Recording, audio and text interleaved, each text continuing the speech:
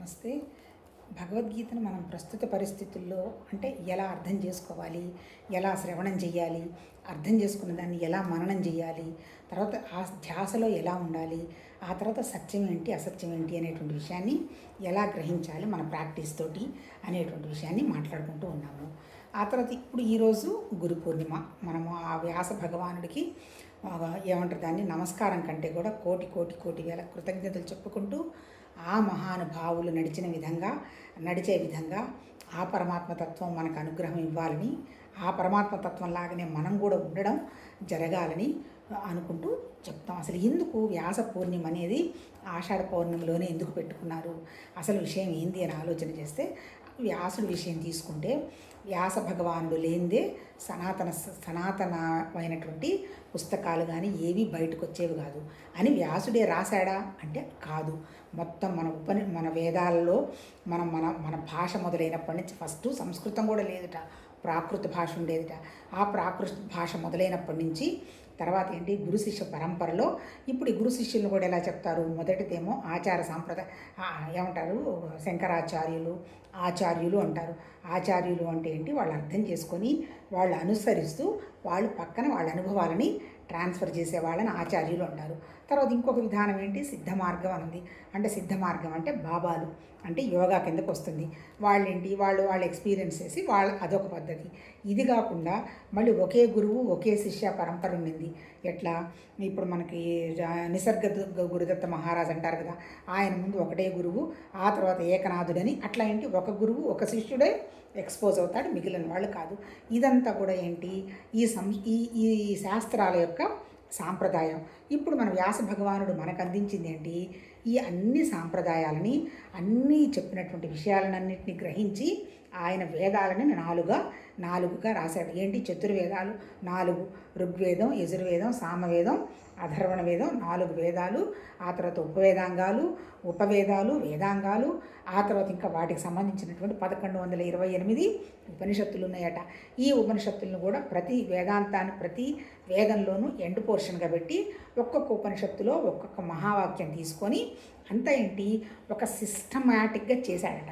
ఇంకా మనకు అర్థమవుతుందో అర్థం కాదు అని ఆ మహానుభావుడు భాగవతం తర్వాత రాయడం జరిగింది. ఇంకా ఏంటి భారతం చెప్పాడు. భారతం ఎట్లా ఒక్కొక్క పాత్రని మనకు పరిచయం చేస్తూ ఇదిగో సత్వగుణంలో ఉన్న మనిషి ఇలా ఉంటాడు, రజోగుణంలో ఉన్నవాడు ఇలా ఉంటాడు, ఆ తర్వాత తమో గుణంలో ఉన్నవాడు ఇట్లుంటాడు, వాళ్ళు భరించేటువంటి కాన్సిక్వెన్సెస్, అట్లా మనం ఎలా జ్ఞానస్థితికి వెళ్ళాలి అనేటువంటి విషయాన్ని మళ్ళీ మా భారతంలో 1,00,000 శ్లోకాలు ఉంటే 700 శ్లోకాలని మనకి భగవద్గీతగా అందించడం జరిగింది.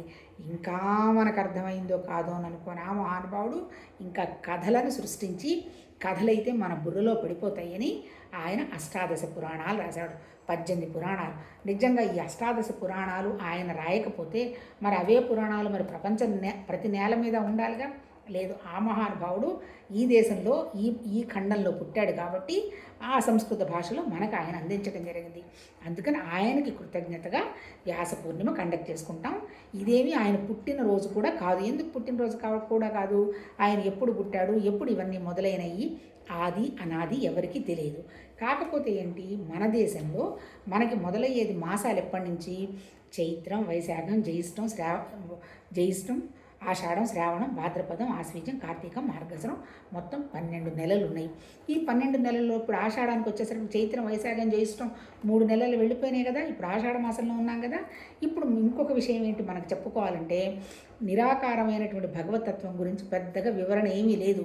నిరాకారం, నిశ్చలం, నిరంజనం, అచలం, ఆ తర్వాత నామరూపాలు లేవు, తర్వాత టైము స్పేసు ఆబ్జెక్టు లేవు, ఇదిగో దైవత్వం ఇలా ఉందని చెప్పడానికి ఒక ప్రమాణం లేదు, ఏమీ లేదు. నువ్వు ఆ దైవత్వ స్థితికి కనుక నువ్వు వస్తే ఏంటి, ఈ నామరూప క్రియలు, టైము స్పేసు ఆబ్జెక్టులు, ఈ అటు ఇటు కదిలే వ్యవహారాలు, ఆ తర్వాత కోరికల వ్యవహారాలు, ఎక్కడ మొదలైంది ఎక్కడ పోయింది అనేటువంటి భావాలు ఇవన్నీ పోయి నిర్వికల్పంగా కనుక ఉండగలిగితే అప్పుడు నీకు భగవతత్వం అనేటువంటి విషయం నీ గ్రహణకు వస్తుంది. గ్రహణకు రావడం ఏం లేదు, నువ్వే భగవతత్వం అని ఈ మన ఋషులు చెప్పటం జరిగింది.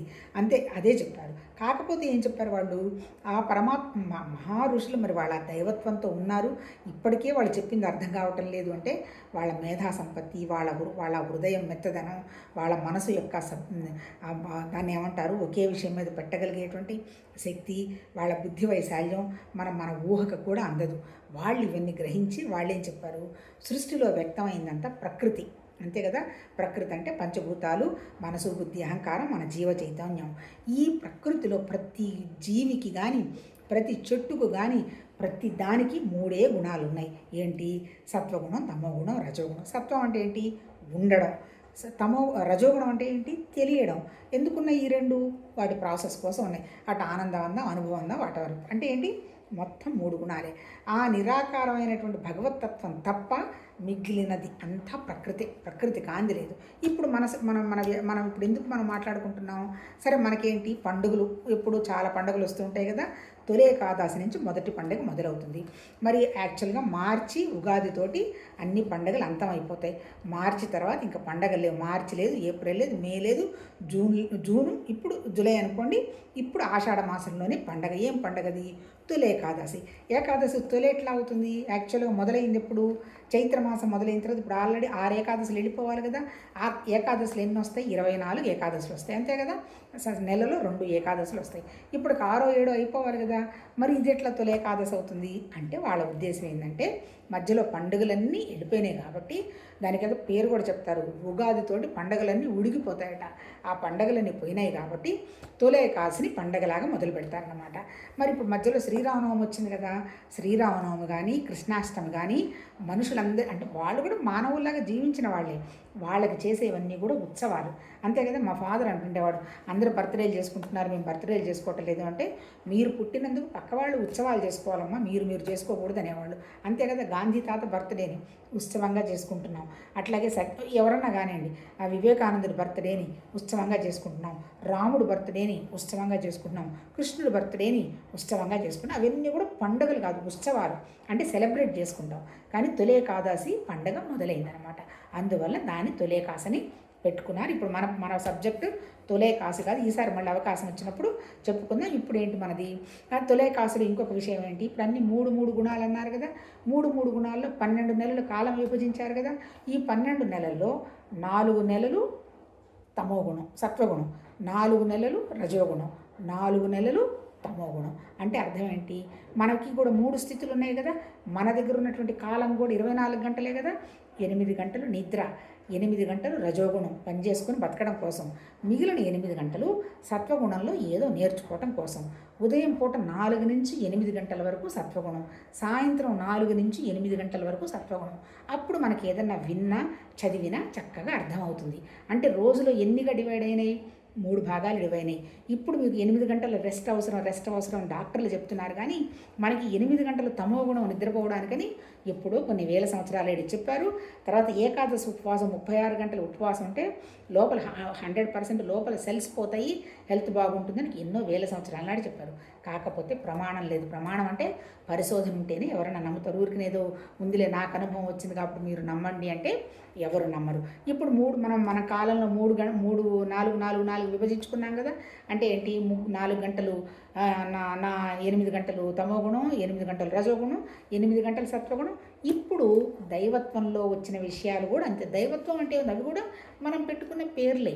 పంచభూతాలన్నీ భగవతత్వంలో నుంచి వచ్చింది. భూమికి ఎలాంటి క్వాలిటీస్ ఉన్నాయో, భూమికి ఎంత మాత్రం శక్తి ఉందో మన దగ్గర కూడా అంతే ఉంది. కాకపోతే మనం ఆ విషయాన్ని మర్చిపోయినా అది పక్కన పెట్టేస్తాం. ఎందుకు, భూమికి ఉన్న క్వాలిటీ ఏమనుకుంది, భూమి తత్వంలో ఉన్నది పరమాత్మ తత్వ శక్తి, మన దగ్గర ఉన్నది పరమాత్మ శక్తి. ఇప్పుడు ఎందుకు వచ్చింది, ఇప్పుడు ఆషాఢ మాసం విషయానికి వస్తాం. అన్ని దేశాలు కూడా ఆ రోజుల్లో ఇండస్ట్రీస్ లేవు, వేరే సోర్స్ ఆఫ్ ఇన్కమ్ ఎవరికీ లేదు. మీకు తెలుసో తెలియదు కానీ మా చిన్నప్పుడు ప్రతి ఫ్యామిలీ కూడా వ్యవసాయ మీదనే ఆధారపడేది. ఈవెన్ వేరే వ్యవసాయం చేయని కుటుంబాల వాళ్ళు కూడా వాళ్ళ దగ్గర ఉన్న భూమిని కౌలుకిచ్చి దానికి వచ్చినటువంటి ఫలంతో తిని బతికేవాళ్ళే, అంతే తప్ప వ్యాపారాలు గీపారాలు ఎవరికీ లేవు. ఇప్పుడు ఏమైంది, చైత్ర మాసం అంటే ఎండాకాలం వచ్చినప్పటి నుంచి తర్వాత ఏంటి, మధ్యలో క్రాప్లు పంటలు అయిపోతే 2 పంటలు ఏదో పండేవు. మొదట్లో అయితే ఒక పంటే వచ్చేది. సమ్మర్ వచ్చేసేటప్పటికి పంటలన్నీ అయిపోయి నేలను ఏం చేసేవాళ్ళు, వర్షాలు వస్తే పొలాన్ని దున్నడం కుదరదు కాబట్టి పొలాన్నంతా సాగు చేసుకొని పెట్టుకునేవాళ్ళు. పెట్టుకొని ఆషాఢ మాసం వచ్చినప్పుడు పైన చూడడంతో అప్పుడు విత్తనాలు వేసుకునేవాళ్ళు. ఈ విత్తనం చిన్నగా మొలకొచ్చి పెద్ద అయితే తప్ప వాటిట్లో పురుగు గిరుగు పట్టదు. ఎందుకు? కలుపు మొక్కల్ని పీక్కుంటారు ఫస్ట్లో, తర్వాత పంట తీసుకుంటారు నాకు తెలిసిన నాలెడ్జ్ ప్రకారం. అందుకని ఇప్పుడు ఏమి ఉండదన్నమాట. వీళ్ళకేంటి, ఈ 4 నెలలు వాళ్ళు చాలా ఖాళీగా ఉంటారు. ఎవరు? వ్యవసాయం చేసే వాళ్ళనండి, ఇంకొకళ్ళని ఇంకొకళ్ళండి. అందుకని ఏం చేశారు, ఇప్పుడు మనం ఏదన్నా సరే పరమాత్మతత్వాన్ని విషయానికి నేర్చుకోవాలని ఆషాఢ పౌర్ణమి రోజు నుంచి మొదలుపెట్టి భగవతత్వ పనులు మొదలు పెడతారు.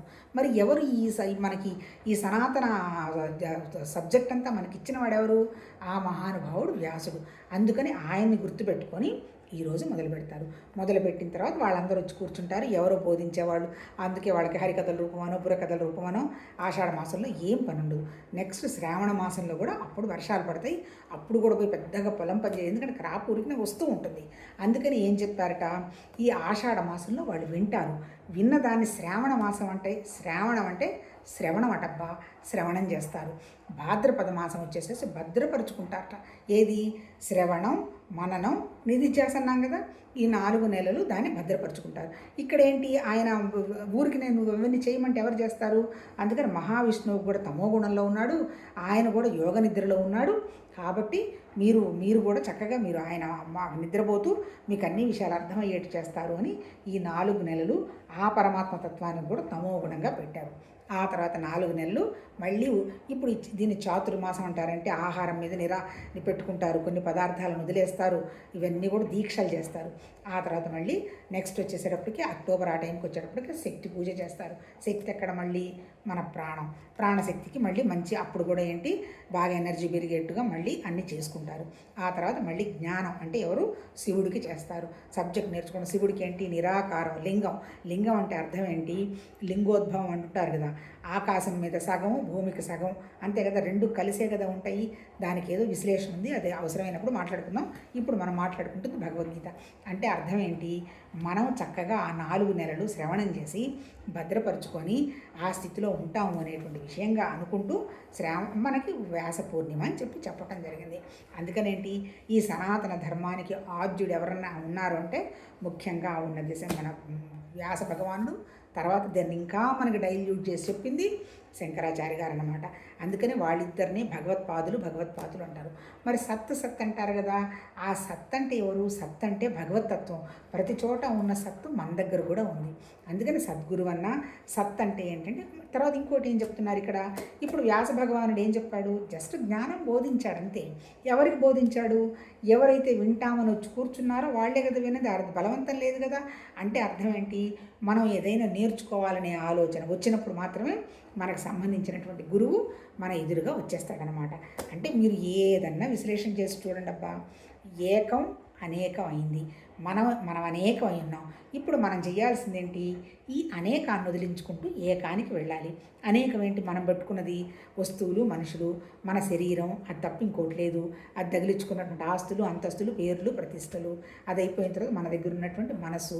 ఈ మనసుకి ఎప్పుడు కూడా రిఫరెన్స్ పాయింట్ లేదే ఒక్క క్షణం ఉండలేదు. ఎంతసేపటికి అదిట్లా, ఇదిట్లా, అప్పుడిట్లా, ఇప్పుడిట్లా, రేపిట్లా, ఇప్పుడు ఇలా, అప్పుడు ఇలా. ఇప్పుడు మనం చేయాల్సినటువంటి ఏకంగా వెళ్ళాల్సినటువంటి వ్యవహారం ఏంది? మనం ఆ రిఫరెన్స్ పాయింట్ని తీసేయాలి. మళ్ళీ ఈరోజు నేను ఒకటి విన్నాను, నాకు వండర్ఫుల్గా నచ్చింది. ఇప్పుడు అందరికీ తెలిసిన బిందు అంటారు, నాదం అంటారు, తర్వాత ఇంకోటి ఏంటి, కళ అంటారు. నాద రూప పరమాత్మ నాగేంద్రాశ్రయేన అని కూడా ఏదో చిన్నప్పుడు పాడుతూ ఉన్నాం. బిందు అనమాట. బిందు అంటే ఏంటి? కదలకుండా ఉన్నటువంటి ఒక చుక్కలాగా ఉంటుంది. ఆ బిందువు కదిలితే ఏమొస్తుంది? శబ్దం వస్తుంది. దాన్ని నాదం అంటారు. శబ్దం అంటే ఆలోచన. మళ్ళీ అది కదిలిన తర్వాత ఏదో ఒక రూపం ఏర్పడిందిగా, అంటే ఒక గీతలాగా ఏర్పడింది కదా, అది రూపం. అంటే దాన్ని కళ అన్నారు. అంటే ఇప్పుడు మళ్ళీ ఇక్కడ చెప్పదలుచుకున్నది ఏంటి? మన దగ్గర భగవతత్వంతో మనస్సు ఉన్నది, మన దగ్గర మనసు అనండి, జ్ఞానం అనండి. దాని తర్వాత నాకు ఒక రూపం ఏర్పడింది. ఈ రూపము నామం ఎక్కడి నుంచి వచ్చాయి? బిందులో నుంచి వచ్చాయి. ఇప్పుడు మనం ఏం చేయాలి? ఈ నామరూపాలన్నింటినీ వదిలేయడం అంటే మానసికంగా, శారీరకంగా మనం పోయిందాకుంటే మనం కాదలేము. వదిలేసి ఆ నేను బిందు రూపం అయినటువంటి నిరాకారమైనటువంటి నామం లేదు, రూపం లేదు అనేటువంటి వ్యవహారం కదా అనేటువంటిది. అంటే ఏకం అనేకమైంది కాబట్టి ఈ మనం తగిలించుకున్నటువంటి అనేకాన్ని వదిలేసి ఏకానికి వెళ్ళడమే ఆ వ్యాస భగవానుడు అనండి, లేకపోతే ఉపనిషత్తుల గురువులనండి, లేకపోతే భగవత్ తత్వం అనండి, భగవాన్ అనండి మనకి చెప్పటం జరిగింది. అంటే ఏంటి, ఇక్కడ చెప్తున్న వాళ్ళు లేరు, వింటున్న వాళ్ళు లేరు. అంటే ఉన్నది ఒకటే, చెప్పేది ఒకళ్ళే, వినేది ఒకళ్ళే. అంటే ఈ అనేకం తగిలించుకున్నాం కాబట్టి ఆ ఒకటి అనేది లేదు, ఈ అనేకం అనేటువంటి భావంలో ఉండడం జరిగింది. ఈ అనేకం ఏకం అవ్వటమే అద్వైత సిద్ధాంతం. అద్వైత సిద్ధాంతంలో ఇన్ని లేవు, ఉన్నది ఒకటే. ద్వైతంలో మళ్ళీ నువ్వు వేరు నేను వేరు అన్నది. విశిష్ట అద్వైతంలో నాది తప్ప ఇంకొకటి ఏమీ లేదు, నా విష్ణుమూర్తి తప్ప లేడు, నా నా శివుడు తప్ప లేదు అనేటువంటివి విశిష్టాద్వైతం శివాద్వైతం కిందకు వస్తాయి. కానీ అద్వైతంలో అవేవి లేవు. నువ్వు మాయ అనే విషయం నీకు తెలుసుకున్నదాకా మాయ అనేది నిజమే. మాయను నువ్వు తెలుసుకున్న తర్వాత మాయ లేదు, ఏమీ లేదు, ఉన్నది నువ్వేనని తెలుస్తుంది. నిజం చెప్పాలంటే మనం చేసేటువంటి సుఖానికి కానీ దుఃఖానికి కానీ మనం చేసినటువంటి పూర్వజన్మ పాపమో పుణ్యమో భగవతత్వం తప్ప మనకు అవేవి తెలియదు. కానీ అద్వైత వాసన మనకి తగలాలి అంటే మాత్రం, మనం గ్రహించాలి అంటే కేవలం ఆ దైవత్వ కృప ఉంటే తప్ప కలగదు అంటాడు. ఎందుకంటే ఇది ఏం అర్థం కాదు. ఎందుకు అర్థం కాదు? ఏమీ లేదు అంతా నువ్వే అంటే ఏం అర్థమైతే వస్తుంది అనేటువంటి విషయాన్ని ఒకసారి అర్థం చేసుకుంటే, నేను తప్ప ఇంకోటి లేదు అంటే నీకు సమస్య అంతా భేదమేగా. ఇంకొకటి ఉందంటేగా నీకు భయం, ఇంకొకటి ఉందంటేనే కదా నీకు కోరిక. ఇంకొకటి భయం లేదు, కోరిక లేదంటే మన స్థితి ఎలా ఉంటుంది? అది భగవతత్వం మనకి ఇచ్చినటువంటి అనుగ్రహం అని చెప్పడం జరిగింది. చెప్పాలంటే భగవద్గీత కూడా అద్వైతమే, మన జ్ఞానకాండ అంతా కూడా అద్వైతమే. ఇప్పుడు మనం ఏంటి మాట్లాడుకుంటున్నాం? కాకపోతే ఈ అద్వైత జ్ఞానం మనకి ఎందుకు రావడం లేదు? నాది అనేటువంటి నా శరీరం ఐడెంటిటీ, నా మమకారం అహంకారం అర్జునుడికిలాగా. అర్జునుడు యుద్ధం చేయగలిగినా నేను చేయలేను, నా వల్ల కాదు, నా బంధువులు పోతారన్నాడు. నువ్వెవరు అయ్యా చంపటానికి చావడానికి? నువ్వు ఉన్నావు, నేను ఉన్నాను, పోయేవి శరీరాలే కానీ ఈ జ్ఞానం ఎక్కడికి పోయేది లేదు, నువ్వు చంపేది లేదు, చచ్చిపోయేది లేదు, నువ్వు ఊరికిన భ్రమపడుతున్నావు, ఊరికిన పిచ్చివాళ్ళలాగా ఏడవాకు, తెలుసుకో విషయం అంటాడు. నాకు విషయం తెలుసుకుంటే చాలు కదా, ఈ పనులు నేను ఎందుకు చేయాలంటాడు. చెయ్యాలి, ఎందుకు చేయాలి అంటే నీకు విషయాన్ని అర్థం చేసుకొని నీకు ఇంకా ఆ స్థితిలో ఉండే వ్యవహారంగా లేదు, అందుకని కర్మ చెయ్యి, నీ బుద్ధి విశాలం చేసుకో, భక్తితోటి ఒకే విషయం మీద మనసు పెట్టు, ఆ తర్వాత యోగం చేసి నీ మనసుని కంట్రోల్ పెట్టుకో, ఇవన్నీ చేసావంటే నీకు జ్ఞానస్థితి అర్థమవుతుంది అని 1 నుంచి 12 వరకు చెప్పడం జరిగింది. 13 కంప్లీట్గా జ్ఞానం గురించి బోధిస్తున్నాడు. ఏంటి జ్ఞానం? ఉన్నదంతా ఒకటే. ఆ ఒకటిలో నుంచే ప్రకృతి అనేక రకంగా వ్యక్తమైంది. మళ్ళీ అదే ఉన్న ఆ ఒకటే ప్రకృతిలో ఉన్న అన్ని ప్రాణుల్లో అన్ని చైతన్యంలో కూడా ఉంది. అది నువ్వు గ్రహించాలంటే ఈ అనవసరమైనటువంటి విషయాలని నువ్వు తీసుకుంటే నువ్వు గ్రహిస్తావు. ఏంటి అనవసర విషయాలు? నువ్వు తగిలించుకున్నటువంటి ఈ 3 గుణాలే, సత్వతమో రజోగుణాలు. తర్వాత వాటికి అనుగుణంగా ఏర్పాటు చేసుకున్నటువంటి కామక్రోధ లోభమోహ మద మాత్సర్యాలు అవి తీసేసావంటే పురుషోత్తమ ప్రాప్తి యోగం అంటే ఏంటో నీకు తెలుస్తుంది. ఎక్కడున్నది పురుషోత్తమ యోగం? అంతా వ్యాపించున్నప్పుడు నీ దగ్గర ఉండదా, అవతల వాళ్ళ దగ్గర ఉందా? భేదం పోతుంది, అనేకం పోయి ఏకం అవ్వడం జరుగుతుంది అందులో చెప్పి, ఆ తర్వాత ఇంకా మనకు అర్థం కావడానికి ఏం చెప్పాడు?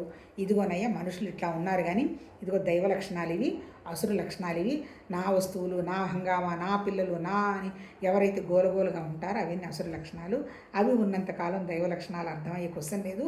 దైవ లక్షణాల మీద నువ్వు నిలబడాలంటే దానం, దయ, కరుణ, స్వాధ్యాయం, ఆ తర్వాత ఒకే విషయం మీద మనసు పెట్టడం, ఇవన్నీ చేసావంటే నువ్వు సత్యాన్ని గ్రహిస్తావు. నువ్వు సత్యం గ్రహించావంటే అసురు గుణాలన్నీ వెళ్ళిపోతాయి. కాకపోతే నువ్వు నీ మీద పని చేసుకుంటూ నీ మనసును బ్యాలెన్స్ చేసుకొని అసురు గుణాలను తీసేసుకుంటూ దైవ గుణాలను పెంచుకోవాలని చెప్పి ఇప్పుడు మనం మళ్ళీ ఏం చెప్తున్నాడు? మనం 17వ టాపిక్ శ్రద్ధాత్రయ విభాగ యోగం చదువుకుంటున్నాం. ఏంటి మళ్ళీ ఇక్కడ కూడా చెప్తున్నది ఏంటి? 3 శ్రద్ధ. అన్నీ ఏంటి? నా శ్రద్ధను బట్టే నా మాట, నా పలుకు, నా జీవన విధానం, నా ఆచరణ ఉంటుంది. నా శ్రద్ధ వేరే దాని మీద ఉంటే నేను ఒకవేళ మాట్లాడినా నా లోపల ఉన్నటువంటి నా శ్రద్ధ ప్రకారమే ఎవరెంత చెప్పినా నేనేం వినను, దాని ప్రకారమే ప్రయత్నం చేసుకుంటూ ఉంటాం. ఏంటి ఆ శ్రద్ధలు అనేది ఇక్కడ అర్జునుడు అడుగుతున్నాడు. నువ్వు చెప్పావు బాగుందయ్యా, ఇప్పుడు నువ్వేంటి, నువ్వు దైవాసుర లక్షణాలు పోగొట్టుకొని అసురు లక్షణాలు పోగొట్టుకొని కంప్లీట్గా దైవ లక్షణాల్లో ఉండాలంటే ఏదన్నా నాకు ఒక టెక్నిక్ చెప్పు, ఒక టిప్పు చెప్పు అంటాడు. టిప్పు చెప్పడానికి ఏమీ లేదయ్యా, అన్నీ నేనే చేస్తున్నాను అంటే ఎప్పటికీ నువ్వు దాని మీద నిలబడవు. శాస్త్రం చెప్పినట్టు చేసుకుంటూ పోయినావంటే నీ మీద ఎలాంటి డిస్టర్బెన్స్ ఉండదు, నీ మనసుకి ఎలాంటి ముద్రలు సంస్కారాలు ఏర్పడవు. అది తప్పో ఒప్పుకొని నీకు సంబంధం ఏముంది, వాళ్ళు ఋషులు చెప్పారంటే పాపం మంచిదే చెప్పారుగా, చచ్చిపోయిన వాళ్ళని గుర్తు చేసుకోండి, వాళ్ళకి కావాల్సినటువంటి శాస్త్రకర్మలు నిర్వర్తించండి, ఆ టైంలోనైనా కొంతమందికి దానాలు ఇవ్వండి. అది అయిపోయిన తర్వాత ఎప్పుడైతే నువ్వు చనిపోయిన వాళ్ళ మీద నేను ఎంత అభిమానం పెట్టుకుంటే మరి బతికిన వాళ్ళని బాగా చూసుకుంటావు. నీకంటూ చిన్న పిల్లల్ని క్షమించు, పెద్దవాళ్ళతోటి గౌరవంగా ఉండు, నీ స్నేహితులతోటి ఫ్రెండ్లీగా ఉండు, నీ దగ్గర ఏదన్నా ఉంటే నువ్వు షేర్ చేసుకో. ఇవే కదా, ఇంక అంతకంటే ఏం చెప్తారు? మడ్రస్ ఏమని చెప్తారా? అవేం చెప్పరు. ఇవన్నీ చెప్పారు కదా మన పెద్దవాళ్ళు. ఆ పెద్దవాళ్ళు చెప్పినటువంటి ఆచార వ్యవహార సాంప్రదాయాలని పాటిస్తూ నువ్వు భగవతత్వానికి ముందుకెళ్ళు అని చెప్పి ముఖ్యంగా చెప్పింది ఏంటి? నేను చేశానంటే నీ మీద మార్క్స్ పడతాయి. పెద్దవాళ్ళు చెప్పారు చేస్తున్నాను, ఋషులు చెప్పారు చేస్తున్నాను, శాస్త్రం చెప్పింది చేస్తున్నాను అంటే ఏ ఇబ్బంది నీకు పడదయ్యా అని 16వ చాప్టర్లో చెప్పింది.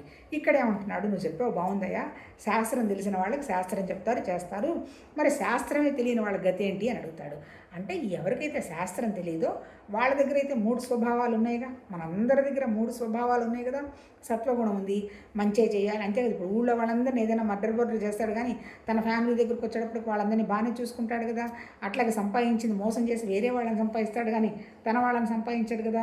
తన శరీరం తన సుఖం అనుకుంటాడు కానీ ఏదో కొద్దో గొప్ప తమో గుణంలో ఉన్న పక్క వాళ్ళని చూసుకోకుండా ఏం ఉండడు కదా. అంటే సత్వతమ రజోగుణాలు ఉన్నాయి, ఆ గుణాలకు అనుగుణంగా స్వభావాలు ఉన్నాయి, ఆ స్వభావం బట్టి మనిషి ప్రవర్తిస్తాడు, ఆ స్వభావానికి అనుగుణంగానే ఆలోచిస్తాడు, ఆ స్వభావానికి అనుగుణంగానే పనిచేస్తాడు అంటాడు. ఇప్పుడు ఇంత చెప్పింది ఏంటి?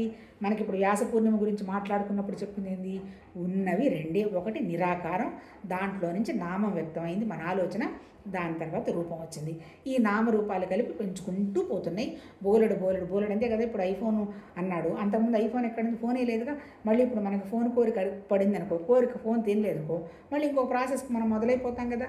అంటే ఏంటి? కోరిక లేని స్థితికి నువ్వు రాగలిగితే అప్పుడు నువ్వు 3 గుణాలు దాటిన స్థితికి వస్తావయ్యా అన్నాడు చెప్తూ, ఇక్కడ ఏం చెప్తున్నాడు? ఆ 3 గుణాలకు అనుగుణంగానే ప్రవర్తిస్తాడు, వాళ్ళ స్వభావం అలానే ఉంటుంది. సత్వగుణం ఉన్నవాడు ఏంది? సత్ అంటే పరమాత్మతత్వం దగ్గర ఉంటుంది కాబట్టి సాత్విక గుణం ఉంటుంది, సాత్విక ఆలోచనలు ఉంటాయి, సాత్విక పనులు ఉంటాయి. రజోగుణం వాడు నేను పెరగాలి ఉండాలి అన్నప్పుడు వాడు ఆ ప్రకారం చేసుకుంటాడు. తమో గుణం వాడు తన దేహం తప్ప ఇంకోటి లేదు కాబట్టి దాని ఆలోచనకు అనుగుణంగా తను పని చేసుకుంటుంటాడు. వాళ్ళు ఉండేటువంటి జీవన విధానాన్ని బట్టి వాళ్ళని కనిపించని నిన్న చెప్పాడు. తర్వాత అన్నాడు? ఇవన్నీ కూడా ఎక్కడున్నాయి? సత్వతమో రజోగుణాలని అంతఃకరణలో ఉన్నాయి. ఎందుకున్నాయి అంతఃకరణలో? మనం తయారు చేసుకున్నటువంటి జ్ఞాపకాలు. అందుకనేంటి? ఈ సబబు కాదు అన్నటువంటి జ్ఞాపకాన్ని నువ్వు ఒకటి తీసేసుకుంటూ పోయినావు అంటే అప్పుడు నువ్వు ఒక స్థితికి వస్తావు అని నిన్న చెప్పాడు. ఈరోజు 4వది చదువుదాం. సాత్వికులు దేవతలను, రాజసులు రాక్షసులను, తామసులు ప్రేత భూత గణపులను పూజించెదరు. ఇప్పుడు మనం టీవీలో చూస్తుంటాం కదా, ఏంటంటో రకరకాల పూజలు, రకరకాల విధానాలు. ఎక్కడ చెప్పారు భగవద్గీతలో ఈ పూజా విధానాలు? చెప్పలా.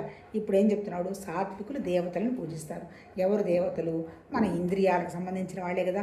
ఒక అగ్నిహోత్రం ఏర్పాటు చేస్తారు భూమి మీద, దాంట్లో ఏంటి వాటిని మన అదే తామర పూల పవ్వి, మరమరాలు, ఎండు కొబ్బరి అవన్నీ ఆహుతిస్తారు. అంటే ఆహుతి అందులో ఎలా ఆహుతిస్తారు? నా పేరు ఆహుతిస్తున్నాను, నా నక్షత్రం ఆహుతిస్తున్నాను, ఇంకా నేను 0 అయిపోతున్నాను అని మొత్తం మా యజ్ఞంలో దహించేస్తారనమాట. అంటే దేవతలకు ఎందుకు ఇస్తారు అంటే సాత్వికులు దేవతలని అంటే మన కోరికల కోసం కాకుండా, ప్రపంచం కోసం కూడా కాకుండా, కేవలం భగవతత్వ స్థితి వ్యవహారం అనేటువంటి దేవతల కోసమే వాళ్ళు చేస్తారన్నమాట. ఇప్పుడు మనం ఎందుకు పూజ చేస్తాము? ఏమి ఆశించకుండా చేస్తాం. ఇప్పుడు మనం ఎక్కడికి పోయినా నాకేం వస్తుందనే కదా వెళతాము. నిజంగా సత్వగుణంలో ఉన్నవాళ్ళు నాకేం వస్తుందని ఆలోచించరు. పూజ కోసం, పరమాత్మతత్వం కోసమే చేస్తారంటాడు. ఆ తర్వాత రాజసులు యక్షరాక్షసును పూజిస్తారు. ఇప్పుడు కుబేరుడికి పూజ చేస్తారు. ఆ తర్వాత శ్యామ అని ఇంకొక వాళ్ళు ఏదో చెప్తున్నారు, వారాహి అని చెప్తున్నారు. ఇవన్నీ ఎందుకు? పదవుల్ని నిలబెట్టుకోవడం కోసం. అంటే ఏంటి? కోరికల కోసం చేస్తారు. ఎదుగురమ్మ నువ్వు సత్యనారాయణ వ్రతం చేయలేదు కాబట్టి నీకు ఆ ప్రాబ్లం వచ్చింది అంటే మళ్ళీ ఆ పూజ చేస్తారు. అంటే మన కోరికల కోసం చేస్తారు. తామసులు ఉంటారు కదా, ఇప్పుడు ప్రేత భూత గణాలను పూజించరు. ఇప్పుడు ఆ కాశీలో చూడండి, తామసులు కాకపోతే ఏంటి? చచ్చిపోయిన శవము, నిన్నెవరో ఒక గ్రూప్లో ఒకటి పెట్టారు. ఆ శవం మీద పూలు పాపం ఆవులు తింటుంటాయట. ఆ శవం కాలుతున్నటువంటి ఆ బొగ్గులు తీసుకొచ్చే వీళ్ళు వంట చేసుకుంటారట. అంటే అది నేను తప్పనను. అంటే ఏంటి? అస్సలు భయం లేని వ్యవహారం కదా. ఒక జీవి వదిలేసిపోయింది, ప్రాణం, ఒక కట్టె ఉంది, మళ్ళీ ఆ కట్టె మీదనే అన్ని వ్యవహారాలు నడుస్తున్నాయి. అదేమంటే అక్కడ ఎన్ని జరిగినా కానీ అక్కడేమి దాన్ని ఏమంటారు, ఇంప్యూరిటీ లేదు అక్కడ, ఆ నీళ్లు మంచుకుంటాయి అంటారు. ఇన్ని కథలు చెప్తున్నారు, మరి ఆ తెచ్చుకున్న నీళ్ళు వీళ్ళు ఎవరైనా తాగుతారా? మళ్ళీ అక్కడ పోయి సీసాలే కొనుక్కుంటారు. అంటే అర్థం ఏంటి? నిజం చెప్పాలంటే ఇది ఎంతవరకు సత్యం, ఎంతవరకు సత్యం కాదు అని చేయడం మంచిదే, కానీ ఎందుకు చేస్తున్నాం, ఇది నిజమా కాదా అనేటువంటి అవగాహన పెంచుకోవాలప్ప. అంటే ఏంటి, ఇప్పుడు మనకి చెప్తున్న అఘోరాలని లేకపోతే నాగభక్తులని ఆ విభూతులు పూసుకొని ఏం సాధించాలని వాళ్ళు?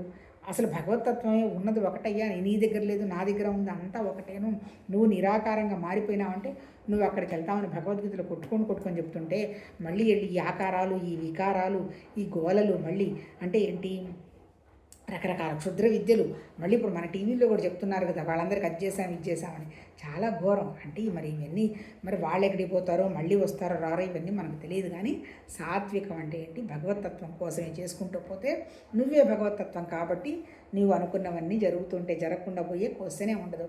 కాకపోతే దాన్ని నువ్వు నమ్మాలి. నా దగ్గరే అంతా ఉంది, నేను లేనిదే ఏమి లేదు అనేటువంటి విషయాన్ని మనం గ్రహించమని భగవద్గీత చెప్తుంది. తర్వాత దంభం, అహంకారం గలవారు, కోరికలు ఆసక్తి కలిగి ఉండేవారు, బలగర్వితులైన వారు శాస్త్ర విరుద్ధంగా మనకల్పితమైనటువంటి ఘోర తపస్సులను ఆచరించును. అందుకని ఇక్కడ మళ్ళీ మనకు భగవద్గీతలో చెప్తుంది ఏంటి, నీ శరీరాన్ని, నీ మనసుని, నీ ప్రాణాన్ని కష్టపెట్టవాకు. ఒంటికాల మీద నువ్వు పోయి ప్రాక్టీస్ చేసి నిలబడితే ఎవరికి లాభం? ఒంటికాల మీద నేను తపస్సు చేస్తున్నాను హిమాలయాల్లో కూర్చొని, ఎవరికి లాభం? ఏదో ఒక జోక్ కూడా ఉంది, నీళ్లు పడవలో వెళుతూ ఉంటే నేను ఏమి లేకుండా హ్యాపీగా అట్లా నడిచి వచ్చేస్తాను అని అవతల వాడు వెళ్తాడట. ఇది నువ్వు నేర్చుకోవడానికి నీకు ఎన్ని సంవత్సరాలు పట్టింది నీళ్లలో నడవడానికి అంటే ఒక 80 సంవత్సరాలు 60 సంవత్సరాలు పట్టింది. పో నీ జీవితం అంతా వృధా అయిపోయింది పో అంటాడట. అవన్నీ సిద్ధులు. ఎందుకు వాటి వల్ల మళ్ళీ పుట్టడం రాకుండా ఉండడం అనేటువంటి విషయం గురించి నీకేమన్నా అవగాహన అయిందా? పరమాత్మతత్వం ఏంటి అనేటువంటిది నీకు సత్యం తెలిసిపోయిందా? ఆ రకమైన స్థితిలో ఉన్నావా? ఇలా చేయమని చెప్పారు. కానీ తీవ్రమైన తపస్సులు, తీవ్రమైన ఉపవాసాలు ఇవేవి మనల్ని మనం కష్టపెట్టుకోమని భగవద్గీతలో చెప్పాల. ఏం చెప్పినా మనసు మీద ముద్ర లేకుండా మనం కష్టపడకుండా చెయ్యమనే ఆ మహానుభావుడు ఆ ఋషులు మనకి చెప్పటం జరిగింది. కానీ ఇవన్నీ ఎవరు చేస్తారు? అహంకారం ఉంటుంది, నేను తప్ప ఇలా ఎవరు చేయలేరు, నేను ఇంతసేపు ఉండగలుగుతాను, నేను ఇంత బాగా పూజ చేస్తాను, నేను ఇన్ని గంటలు పూజ చేసుకుంటాను అనేవాడు అహంకారం. దంభం గొప్ప. ఆ తర్వాత కోరికలు ఆసక్తి చేస్తే ఏదో వస్తుంది, ఇదిగోనమ్మా నువ్వు శ్యామ చేసేసేయి, ఆ తర్వాత వారాహి చేసేయి, ఈ పదవి పోకుండా గట్టిగా ఉంటుంది అంటే పాపం దానికోసం చేసుకుంటారు. గర్వితులు, గర్వం అన్నమాట. ఏంటి, బలం వస్తే నేను చాలా నాకు గొప్పగా ఉంటాను అనేటువంటి అహంకారం. నీకు ఎంత బలం వచ్చినా నీ శరీరం, నీ ప్రాణం, నీ మనసు లిమిటెడ్ అనేటువంటి విషయం గుర్తురాక ఈ వ్యవహారాలన్నీ నడుస్తూ ఉంటాయి. ఇవన్నీ కూడా శాస్త్ర విరుద్ధంగా మనసు కల్పించుకున్నటువంటి తప్పులే. అంటే శాస్త్రాల్లో ఇవి ఎక్కడా చెప్పలే, మీ మన సొంతంగా కల్పించుకొని ఇవన్నీ చేస్తున్నారు. ఇప్పుడు భగవద్గీతలో కానీ వేదాల్లో కానీ అది చేస్తే నీకు ఇది వస్తుంది ఇది వస్తుంది ఎక్కడ చెప్పారు? ఈ మధ్యలో వాళ్ళంతా కూడా వాళ్ళ స్వార్థానికి కల్పించినవి. కొద్దో గొప్ప తెలివితేటలు ఉంటే ఇదంతా స్వార్థం. ఈ ప్రపంచంలో ఎవరికి ఏమీ పెద్దగా అంత అందిన వ్యవహారం ఏమి కాదు. ఉన్నదంతా మన దగ్గరే. మనం ప్రయత్నం చేసే విషయాన్ని గ్రహించాలి, మనం ప్రయత్నం చేసే ఆనందంగా ఉండాలి, మనం ప్రయత్నం చేసే ప్రపంచానికి మనకి కూడా ఎంత విలువ ఇచ్చుకోవాలి అంత ఇండిఫరెంట్గా ఉండడం నేర్చుకోవాలి. ఎంతసేపటికి మన మనసుని మనం హ్యాపీగా ఉంచుకోవాలి అనేటువంటి విషయం మనకు అర్థమవుతుంది. ఆ తర్వాత శరీరములందున్న జీవులను మరియు అంతర్యామిగా అనగా పరమాత్ముడైన నన్ను కృషింపచేయువారు అజ్ఞానులైనటువంటి అసుర స్వభావం కలవారని ఎరుగుము. అంటే ఏంటి, ఎక్కడున్నాడు భగవతత్వం? మన దగ్గరే ఉన్నాడు. ఇది ఒక దేవాలయం, మన హృదయంలోనే భగవతత్వం ఉంది. మరి మన హృదయాన్ని, మన దేవాలయాన్ని దేవుడు ఉన్నప్పుడు మేము ఎలా చూసుకోవాలి? విసరంతా కూడా ఇబ్బంది పడకుండా చూసుకోవాలి. ఇబ్బంది పడకుండా చూసుకోవాలంటే ఎమోషనల్ ఆలోచనలు వచ్చాయి అంటే లోపల ఉన్నటువంటి ప్రాణశక్తి సన్నగిల్లుతుంది. ప్రాణశక్తి సన్నగిల్లింది అంటే రకమైనటువంటి ఎమోషనల్ ఆలోచనలు, కోపాలు, దంభాలు, గర్వాలు, అహంకారాలు వస్తాయి. ఈ రెండు బ్యాలెన్స్ అవ్వాలంటే నీకు సాత్విక ఆలోచనలు, సాత్విక గుణం, సాత్విక పనులు పెట్టుకోవాలి. సాత్విక ఆహారం కూడా తినాలి. అదే చెప్పబోతాడు. అంటే ఆహారం కూడా అంటే నువ్వు ఏం చేసినా సాత్వికమైన వ్యవహారం ఉండాలి. సాత్వికం అంటే ఏం లేదబ్బా, శాంతం, ఒక ఆర్ట్ ఆఫ్ పీస్ అంటారు. మనని చూసినా మనం కూర్చున్నా మాట్లాడినా ఒక రకమైనటువంటి గంభీరత, ప్రసన్నత ఉండాలి. బాబా అని అనవసరమైనటువంటి ఆలోచనలు, అనవసరమైన మాటలు ఇవన్నీ ఎక్కడా చెప్పలేం. నీ మనసులో ఉన్నటువంటి నిశ్శబ్దాన్ని నువ్వు వినాలి. మనసులో నిశ్శబ్దాన్ని వింటమే ధ్యానం. అదే భగవతత్వం. నిర్వికల్పమే భగవతత్వం. నీకు నిర్వికల్పం కాకుండా సంకల్పం పెట్టామంటే కుదురుగా కూర్చుంటావా? అటు ఇటు పరిగెత్తాలి కదా. ఆ పరిగెత్తకుండా ఎలా ఉండాలి అనేటువంటి విషయమే ఈ సత్వతమో రజో గుణాల్లో సత్వతమో స్వభావాల్లో మార్చుకొని సత్వ స్వభావానికి వస్తూ ఉండి పరమాత్మ తత్వాన్ని నువ్వు ఎక్స్ప్లోర్ చేయాలని ఈ భగవద్గీత మనకి ఇప్పుడు చెప్పటం జరిగింది. చూద్దాం, రేపు కంటిన్యూ చేద్దాం. ఇప్పుడు ఇంత చెప్పింది ఏంటి? ఈ అజ్ఞానులు, ఈ కోరికలు ఉన్నటువంటి మూడులు లోపల నేనే ఉన్నాను అనేటువంటి విషయాన్ని కూడా అర్థం చేసుకోక నన్ను కూడా వెనక్కి తోసేసి ఇబ్బంది పెడుతున్నారు అన్నట్టు చెప్తున్నాడు.